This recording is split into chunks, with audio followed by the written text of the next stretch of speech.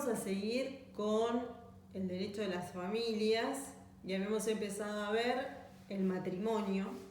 El otro día vimos las pautas para controlar matrimonio. Y hoy les voy a contar un poco los deberes y derechos que tienen los cónyuges entre sí y cómo termina el matrimonio. El Código Civil y Comercial de la nación actual es bastante diferente al Código de Vélez Sarsfield, el Código Civil anterior, donde teníamos otros deberes matrimoniales. Cuando uno se va a casar y va al registro civil, están todos preocupados por el vestido, el zapatito, el fotógrafo, y nadie le presta atención al jefe de registro civil cuando lee los artículos del Código Civil que dice cuáles son los deberes de los cónyuges. Y antes eran muy importantes los deberes de los cónyuges porque el incumplimiento de alguno de esos deberes de los cónyuges daba origen a la posibilidad de pedir el divorcio, el divorcio cualquiera de las partes del matrimonio. Hoy en día no hay causales de divorcio. Uno se puede casar y puede pedir el divorcio el otro día. Ya no tiene que pasar un plazo como antes. Antes vos te podías casar, pero para poder divorciarte tenían que pasar 3 años. No te podías divorciar inmediatamente. Y además tenían que darse algunas de las causales de divorcio, que eran o haber sido infiel, o haber abandonado a tu esposo, o haber causado alguna injuria grave, que era un poco una causal donde venían a colación varias actitudes maliciosas de un cónyuge para con el otro que le daban la posibilidad de divorciarse. Bueno, hoy en día no tenés que invocar ninguna causal, te podés divorciar sin ningún motivo y puede ser sin que transcurra un plazo. Pero ¿cuáles son los deberes de los cónyuges actualmente? Los deberes de los cónyuges actualmente son el deber de asistencia, y que este deber de asistencia implica que los cónyuges se tienen que cuidar y respetar mutuamente. Ya no existe más el deber de fidelidad, el código no lo exige.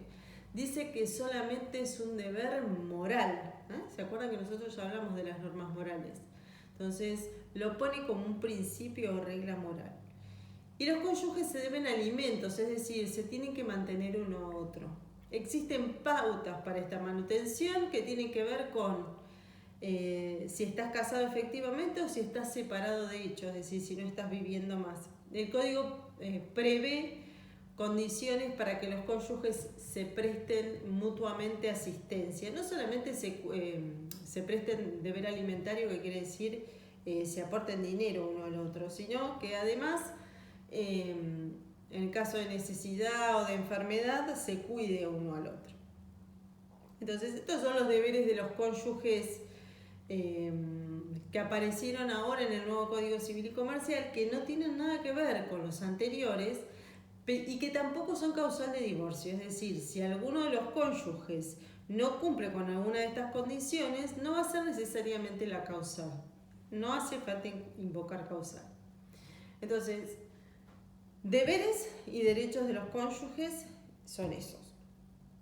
¿Y cómo termina el matrimonio? El otro día hablamos cómo daba origen al matrimonio, cómo se originaba. El matrimonio termina o bien por muerte de los esposos. En el momento que uno de los dos esposos fallece, termina el matrimonio. En el caso de la ausencia con presunción de fallecimiento, que también recuerdan que la vimos a principio de año, es cuando una persona desaparece y un juez tiene que decretar su ausencia. En ese caso, una vez decretada la ausencia por un juez, se disuelve el matrimonio, es decir, deja de existir. Y finalmente por la declaración de divorcio vincular, que es cuando uno se presenta a la justicia. Pueden ser los dos cónyuges juntos o cada uno por separado.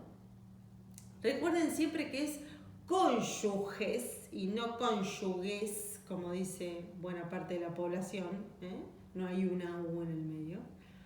De cualquiera de los dos cónyuges se puede presentar ante un juez, nosotros lo tramitamos en los juzgados de familia, a pedir el divorcio vincular, es decir, que se termine el vínculo. ¿Qué significa esto? Que una vez que el juez decreta que se disolvió el vínculo, cualquiera de los dos esposos puede contraer nuevas nupcias, se puede volver a casar.